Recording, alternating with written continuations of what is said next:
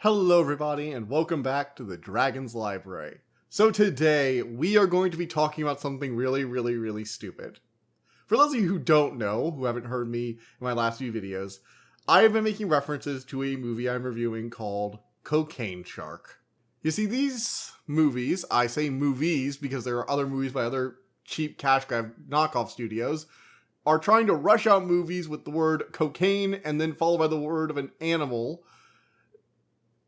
because Cocaine Bear was actually pretty good. It wasn't like high art or anything. It wasn't like an amazing movie that redefined a genre. It was just a good sort of pseudo parody slash actual monster in the woods slasher movie almost. And I liked Cocaine Bear. I thought it was pretty funny. I thought it was fairly irreverent. And I thought it actually had some good effects and well shot scenes. This is not that. I'm torn because I want to say either a student film given way too much attention or a Chinese knockoff of another film.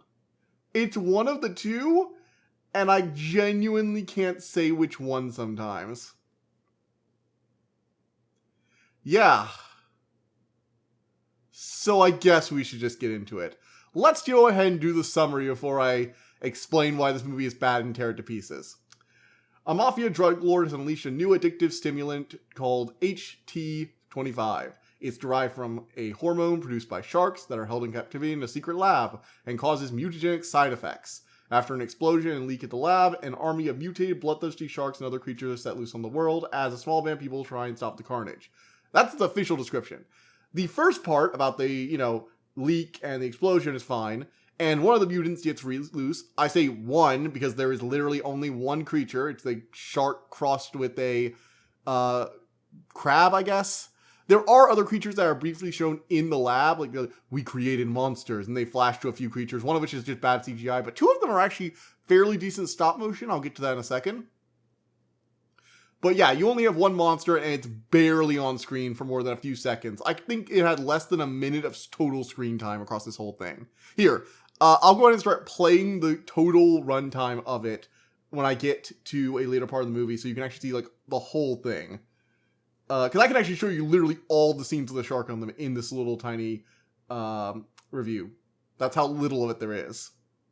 Anyway, this movie is directed by Mark Poloni. He's part of a Poloni Brothers Studios or Poloni Brothers Movies, and they are a very small cash grab, knock things out quickly, low, below the bottom tier budget. Like, some of this movie looks like it was shot on a phone, low budget movies. They do the lowest of the low kind of stuff. And it was written by Bando Glutz. I've literally never heard of him. I can't find much on him. He's done one other movie, Christmas Craft Fair Massacre, which, again, I've also never heard of. So these are bottom of the barrel. And I don't mind a movie having a low budget. I need to get into this right away, because the first thing about this movie is that it's ridiculously cheap. Most of the good footage is stock footage. That's how bad it is. And the best parts are a few split seconds of the monster, which is surprisingly one of the better parts of the whole movie. In fact, it might be the best part of the whole movie. It's just the few scenes with the monster on screen. The problem with this movie is that it is so fucking cheap. It gets in the way of what little good entertainment there could have been. How to best... I thought about for a while how to best describe how cheap this movie is. They have one gun prop in this movie for the drug lord and his, angry teenager sidekick. This is an angry college kid wearing, gangster clothes. He is not the Muscle. It looks so dumb when they call him the Muscle, but he and the boss share, one gun and they cycle throughout this movie. It's a small little pistol, and it's an airsoft gun. You know how I know it's an airsoft gun? Two reasons. One, I can see the pellet they're shooting. I literally saw it shoot a little pellet in one scene. And two, it doesn't have a gun sound effect playing. It just has the of a airsoft gun. And it's so bad. Whenever they shoot someone, I'm like, how is that? They do that like, exaggerated theater play fall over too. It's, oh my god. Oh, it is. And like, you could make up for that with actors who just go over the top, but they don't go over the top enough. Their delivery is really dry and not really alive, very stiff. And some of the lines could be funny if somebody like, energetic and charismatic was saying them, but like, not most of it. Most of it's just really bad and dry. Like, for a movie called Cocaine Shark, whatever you want to levy against something like Cocaine Bear, it was, for the most part, a bear chasing people in the woods coked out of its mind. The majority of the movie was about the bear attacks. There were multiple attacks all over the place. The shark attacks twice. Once on the boat, and then once in the woods. And then there's a quick scene with it killing one other person on the side. It is not a main part of the movie. And they have this like human-shark hybrid later on, which the twist is that the guy who's narrating... I'm spoiling this for you, by the way. You don't need to see this movie. The twist is that the guy who's narrating, this cop undercover who's trying to bust the drug ring, has gotten exposed, and he's dreaming about being a shark, and he's actually a shark mutant. At the end, he kills the girl he saves, and goes into a warehouse and does something I couldn't tell. The plot's kind of all over the place, and doesn't make a lot of sense. And while there's nothing wrong with cheap movies, it gets in the way of just, like, telling the story a lot of time. Like, there's the scenes on the boat, which... To be fair to them, it seems like they actually rented a cabin and a boat for some of the scenes in the wilderness, but they clearly only had it for like one day, and they didn't bring any of the equipment you need to properly shoot something on a boat, because you can hear the wind all over the place getting into the microphone of whatever cheap camera they're using, which I am 100% convinced. You cannot make me convinced otherwise that I think they shot this on a phone camera. It feels like it at times. In addition, all the other locations are like in small little rooms, probably from like their apartment buildings or some kind of building like a work office or something like that they go to regularly. Because you always see like the really close in on the drywall with someone standing like they're doing like, a confessional for the police tape or whatever.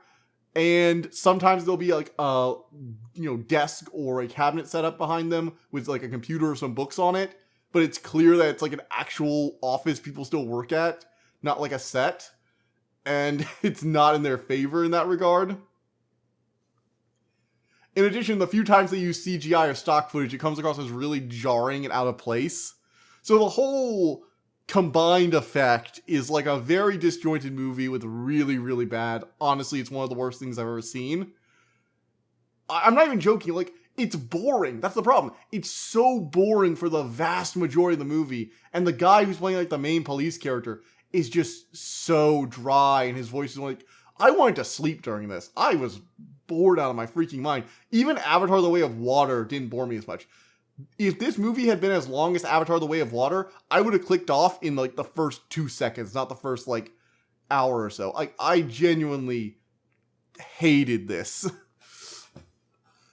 Oh, it was bad. Now, I like to always temper my critique with something good, because I think even bad movies have their place. I'm not the kind of person that doesn't think things like Cocaine Bear, for example, should exist. I like them. I think there are good things in every movie, and quite frankly, most things don't get made unless at least someone on the cast cares.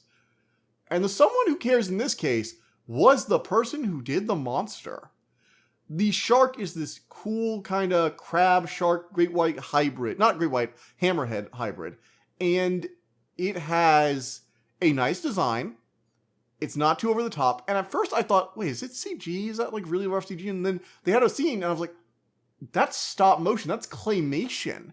It's like a clay figure they're doing the frame by frame stop motion with. And then they also have one scene where a guy gets the chemical spilled on him and his face melts.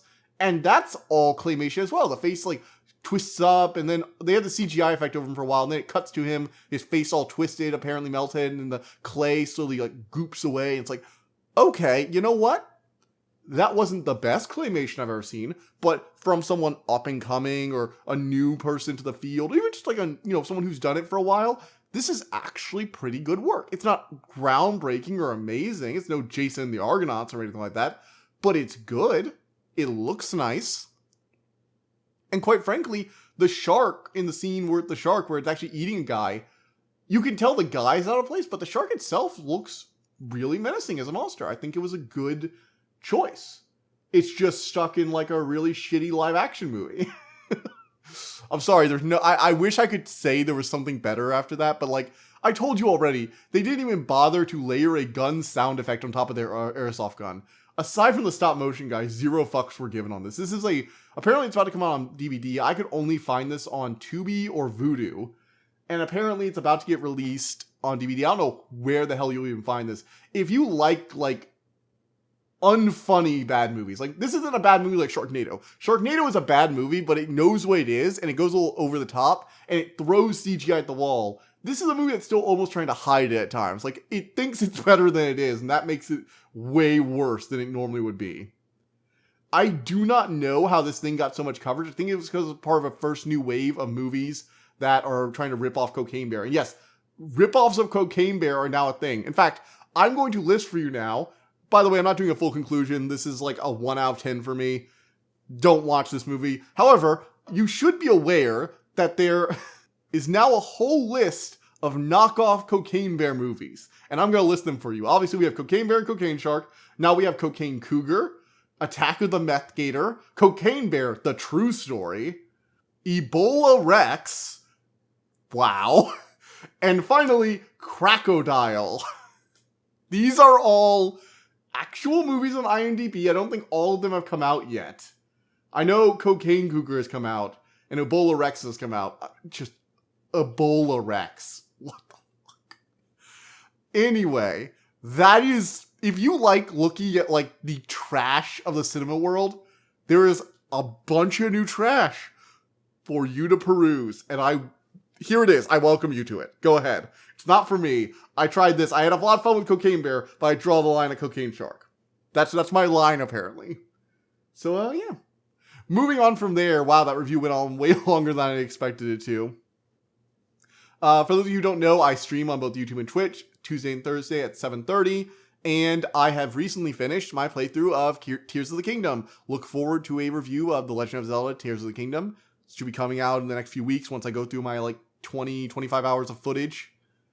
In addition to that, I will also be reviewing the new Flash movie. In fact, I have already seen it. This review is I'm recording my review on Friday. I had a bit of a delay on it, but I've already seen the new Flash movie, so that's all going on. In addition to that, I am currently reading The Fourth Wing, and I should be, finishing that up sometime next week, so I can have a review out then. Netflix is also about to release their new season of The Dragon Prince in the next month or so that review is definitely on my radar. I've also been watching Cabinets of Curiosity on Netflix in my free time, which I might do a review on. So we're going to have some TV show reviews soon. I finally found some new stuff to watch ever since Owl House ended, and I got really sad. Finally, for those of you who do watch my streams, like I said earlier for Tears of the Kingdom, I am going to be continuing to stream on both Twitch and YouTube, although due to Twitch's new guidelines, I might move fully to YouTube streaming. Next game we'll be playing is this radio host simulator horror game called Killer Frequency. It's like this 80s inspired slasher thing. Looks like a lot of fun. I can't wait to play it. So I will see you guys all on Tuesday, I guess. I'll probably have either my review or the stream will be on Tuesday. So yeah, check those out. And finally, we have the end card. Look at the subscribe orb, go to my channel, subscribe. This review, this movie was just hard to watch, so I would appreciate it. In addition, we have a video YouTube recommends and a playlist of all the stuff I've done this year. Check both those out. Watch my stuff. So yeah, see you guys next time. Bye.